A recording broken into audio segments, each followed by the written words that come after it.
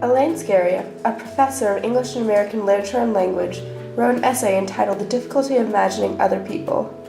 The first paragraph begins, "The way we act towards others is shaped by the way that we imagine them. Both philosophic and literary descriptions of such imagining show the difficulty of picturing other persons in their full weight and solidity.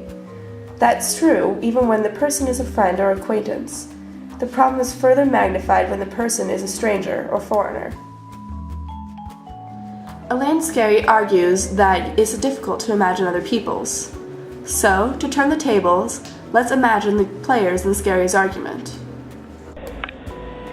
We can use the methodology of Mark Geipa to assist us. Geipa presents different strategies that are used to incorporate the critic's and other academic thought. They are represented by drawings. This drawing shows the picking a fight strategy, which Scarry does use in her essay. These drawings show the communication between the players. The players can be put into a ballroom for these interactions. So, we can put Elaine Scarry's argument into a ballroom of sorts. Scarry contends that many people focus on imagining others to try to bridge the gap between us and them. She puts German intellectuals and Martha Nussbaum in this category.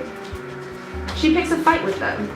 Scarry believes imagining isn't adequate, and she uses two cases to prove her point. She brings Locke into the room when she argues that injury to other people shows that we don't imagine others. Locke argues for a social contract to prevent injury, and she brings in the town of Freiburg as an example of such contract. Scarry also says that we cannot easily imagine friends. She brings Sartre into the room with his example that we can't picture a face of a friend as vividly as they are in reality. Then, the example of literature is introduced. She uses the example of Thomas Hardy's novel as one that incites our imagination. However, this imagination doesn't encompass a whole group of people, just individual limited characters in the story.